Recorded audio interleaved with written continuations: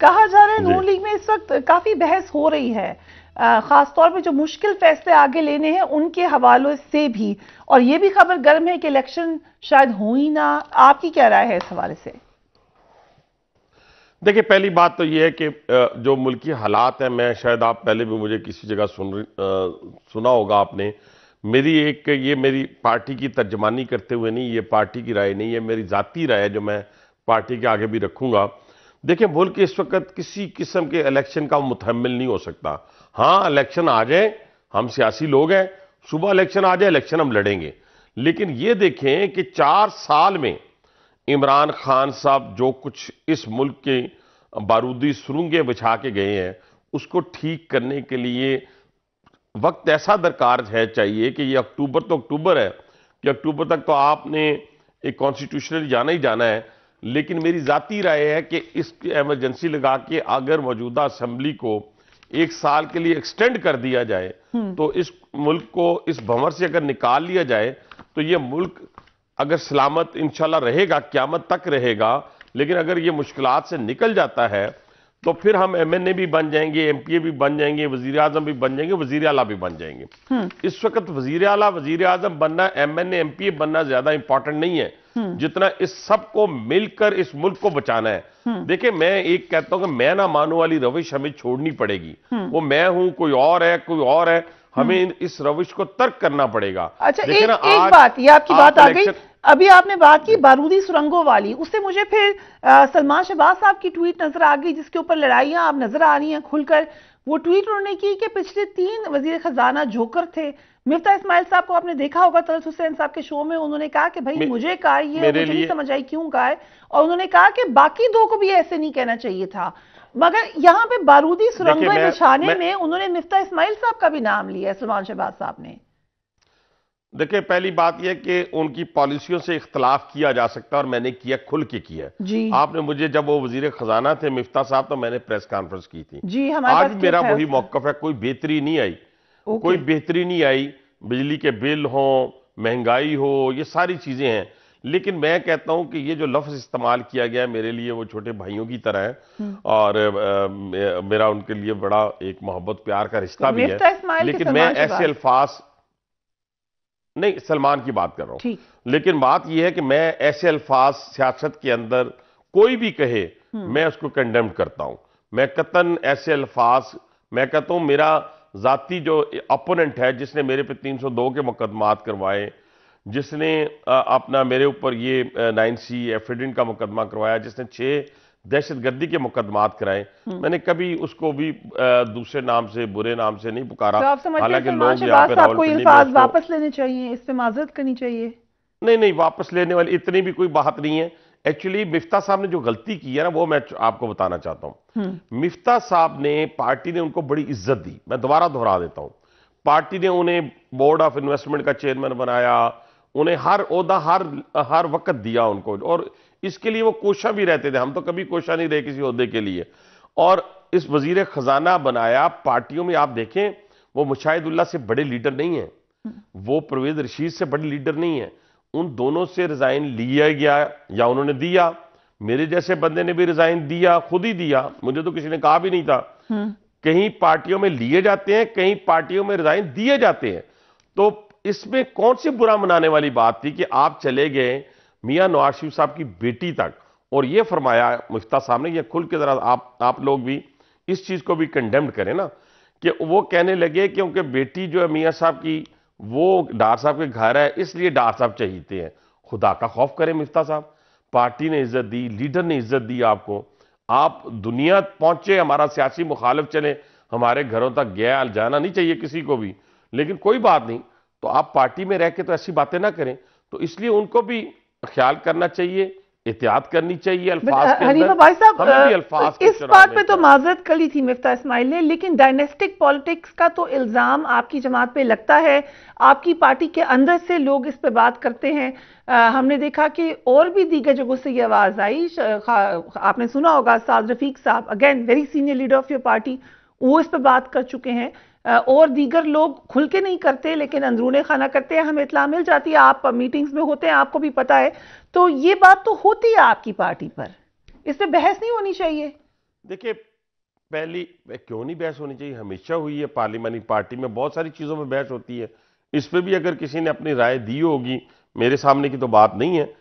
اس طرح انٹرویوز کے اندر رائے دی ہوگی، باہر اخبارات میں رائے دی ہوگی، لیکن پارلیمانی پارٹی کے اجلاس میں کبھی میں نے نہیں سنا کہ اس طرح کی رائے دی گئی ہو۔ ہاں، کیا ہماری پارٹی کے اندر پارٹی سے باہر وزیر اعظم نہیں بنے ہیں لوگ، اور اسی طریقے سے یہ آپ ذہن میں رکھیں کہ پوری دنیا کے اندر سری لنکا سے لے کے نا اور ہندوستان سے لے کے پاکستان میں یہ چلتا ہے، یہ والد کے بعد بیٹی بھی آئی ہے اور بیٹی کے بعد بیٹا بھی آیا ہے، اب یہ لوگوں کی چوائس ہے کہ وہ کس کو ایکسپٹ کرتے ہیں نہیں کرتے، یہ کوئی زبردستی کا سودا نہیں ہوتا۔ مجھے کسی نے زبردستی نہیں کہا کہ میں مریم نواز صاحبہ کے پیچھے چل پڑوں گا، میری مرضی ہوگی تو چل پڑوں گا، مجھے پتہ ہے کہ وہ ہماری کراؤڈ پولر لیڈر ہے، تو اگر مجھے خدا نہ خواستہ مجھے اختلاف ہے تو مجھے کھل کے اختلاف کر کے راستہ جدا کر لینا چاہیے۔ ٹھیک، لیکن جو سلمان صاحب نے ٹویٹ کی مفتاح صاحب پہ، اس میں اختلاف یہ بھی تھا، انہوں نے کہا لینڈ مائنز لگائی ہیں انہوں نے، یعنی اکانومی صحیح ڈائریکشن میں نہیں لے کے گئے، آپ لوگ تو اکانومی ٹھیک کرنے آئے تھے۔ نہیں، وہ اس پہ مفتاح صاحب کے بجائے نہیں، مفتاح صاحب کی بجائے فریہ اگر آپ دیکھیں نا تو جو آئی ایم ایف سے ایگریمنٹ کیا ہے وہ مفتاح صاحب نے نہیں کیا، وہ میں نے نہیں کیا، وہ ڈار صاحب نے نہیں کیا، وہ ہماری پارٹی نے نہیں کیا، وہ عمران خان کی پارٹی نے کیا ہے، اس نے ہمارے ہاتھ باؤں باندھ کر آئی ایم ایف کے حوالے کر دیے ہیں، بلکہ ہماری گردن پہ دونوں ہاتھ ہیں آئی ایم ایف کے، دونوں ہاتھ۔ یہ کون ایگریمنٹ کر کے گیا ہے؟ یہ عمران خان صاحب نے ایگریمنٹ کیا ہے، اور جاتے ہوئے عمران خان نے بارودی سرنگیں بچھائی ہیں۔ ذرا ہمیں قوم کو بتانا پڑے گا، دیکھیں 4 سال میں وہ 200 لوگوں کو لے کے آنا تھا انہوں نے، جنہوں نے اکانومی کے اوپر اتنی ریسرچ کی ہوئی تھی کہ $200 ارب ان کے آتے ہی آ جانا تھا، اور جہازوں پہ بیٹھ کے، جہازوں کی چھتوں پہ بیٹھ کے لوگوں نے باہر سے پاکستان میں نوکری کے لیے آنا تھا۔ پالیسی پہ کوئی اعتراض نہیں ہے، ڈار صاحب کو ہے؟ نہیں، کیوں نہیں ہے؟ کیوں نہیں اعتراض ہے نا، پالیسیوں پہ اعتراض ہے، لیکن یہ جو بارودی سرنگوں والی بات ہے، یہ جو بچھا کے گئے ہیں، میں ان کے بارے میں وضاحت کر رہا ہوں۔ مفتاح اسماعیل صاحب کی پالیسی پہ آپ نے بڑی کھل کے تنقید کی ہے، کیا اعتراض کیا تھا آپ کو ان کی اکنامک پالیسی پر؟ وہ کہتے ہیں ہر کام وہ کیا جو شہباز شریف نے کہا، پرائم منسٹر نے۔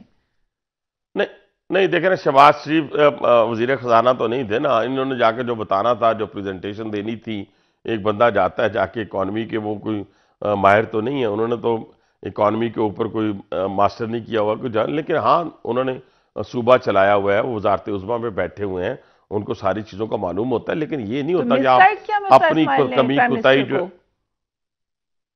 میں ہاں بالکل مس گائیڈ کیا ہے، بالکل میرا ایمان ہے اس کے اوپر کہ انہوں نے مس گائیڈ کیا ہے، ان میں وہ صلاحیت نہیں تھی، لیکن اب اس قصے کو ہم چھوڑ دیتے ہیں، میں کہتا ہوں مفتاح اسماعیل کو بھی چھوڑ دیتے ہیں۔ دیکھیں فریہ، ہم عمران خان کو، کیا مفتاح اسماعیل کی اب جگہ ہے پی ایم ایل این میں جتنا کھل کے انہوں نے تنقید کر دی ہے؟ نہیں، تنقید کرنا اور چیز ہوتی ہے، دیکھیں ایسا اختلاف جو آپ اپنی پارٹی میں رہ کے کر سکتے ہیں، جیسے ہمارے جیسے بندے، جیسے خواجہ سعد رفیق جیسے بندے، جیسے شاہد خاقان عباسی جیسے لوگ، وہ اپنی پارٹی میں بیٹھ کے باتیں کرتے ہیں، لیکن یہ نہیں ہوتا کہ اگر ان سے کوئی وزارت لے کے تبدیل کر دی جائے، ان سے ریزائن لے لیا جائے کسی سے، یا کسی نے ریزائن دے دیا ہو تو وہ بیٹھ کر پبلکلی جا کے پارٹی کی پالیسیوں کے اوپر تنقید کریں، تو پھر اس کا حق کوئی نہیں رہتا۔ باقی ابھی آپ نے دیکھا ہوگا شاہد خاقان عباسی صاحب نے انٹرویو دیا ہے، اس سے پہلے ان کی خبریں آ رہی ہیں جس کی وہ تردید نہیں کر رہے، انہوں نے کہا ہے کہ پارٹیز کے اندر موقع نہیں مل رہا، نہیں وہ کہہ رہے ہیں کہ پارٹیز میں ہم نہیں وہ ایجنڈا دے سکتے جو ملک کو ٹھیک کرنے کا ہے، اس کے لیے ہمیں الگ فورم بنانے کی ضرورت ہے، یعنی پارٹی کے اندر آپ کی پارٹی نہیں، یہ ویسے میں نے کہیں اس کو نہیں، میرا نہیں خیال کہ شاہد صاحب نے ایسی بات کی ہو، شاہد صاحب بہت موسٹ سینئر ہمارے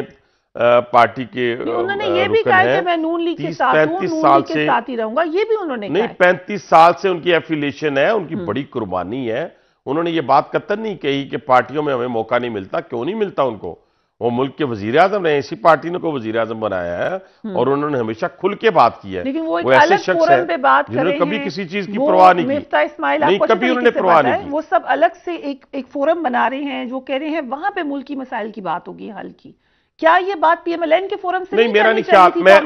تھی؟ وہ کہہ رہے ہیں کہ الگ فورم کی ضرورت ہے۔ ابھی تو مجھے نہیں پتا کہ انہوں نے اس سیمینار میں جانا ہے، کیا بات کرنی نہیں کرنی، تو میں قبل اس وقت ایسی بات نہیں کرنا چاہتا، مجھے نہیں امید کہ وہ پارٹی کی جو پالیسی ہے اس کو किसी तौर के वो वायलेट करें, वो सवाल ही पैदा नहीं होता। और उन्होंने भी वजाहत कर दी है। मुझे अभी तक कोई, जब तक मैं सुनूंगा नहीं, देखूंगा नहीं, और उन्होंने हमेशा खुल के पार्टी के अंदर दलेरी के साथ और कमिटमेंट के साथ उन्होंने अपनी बात की है, बेलाग तरीके से की है। उन्होंने कोई किसी किस्म की लगी लिपटी हुई बात नहीं की कभी भी। ओके, एक और सवाल, आपने मिस्टर इस्माइल साहब पे कहा कि पीटीआई को करोड़ों के फंड्स दिए उन्होंने।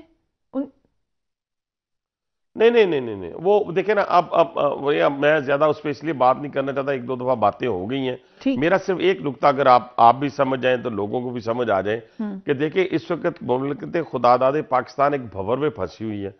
वजीर आजम इलेक्शन, कभी इलेक्शन से असम्बली से भाग जाना, कभी असम्बलियां तहलील कर देना, फिर याद आना कि राजा रियाज लीडर ऑफ द अपोजिशन है, फिर भाग के असम्बली में जाने की कोशिश करना। ये सियासी अदम इस्तेकाम एक एजेंडे के तहत इमरान खान साहब इस मुल्क के अंदर फैला रहे हैं। ये कोई आम बात नहीं है, ये गैर दानिस्ता नहीं है, ये इमरान खान साहब की नालायकी नहीं है। ये बिल्कुल दानिस्ता तौर पे वो पाकिस्तान को उस जगह पे लेके जाना चाहते हैं जहां पाकिस्तान के दुश्मन इसको खुदा ना खास्ता देखना चाहते हैं। एक मिसाल है, फर्ज किया पाकिस्तान पर इस वक्त कोई चढ़ दौड़े और जारहियत कर दे कोई मुल्क भी हमारे हमसाये में, तो यकीन माने उस वक्त भी इमरान खान कहेंगे कि शहबाज शरीफ को वजारत उज़्मा से हटाओ वरना मैं साथ नहीं हूं।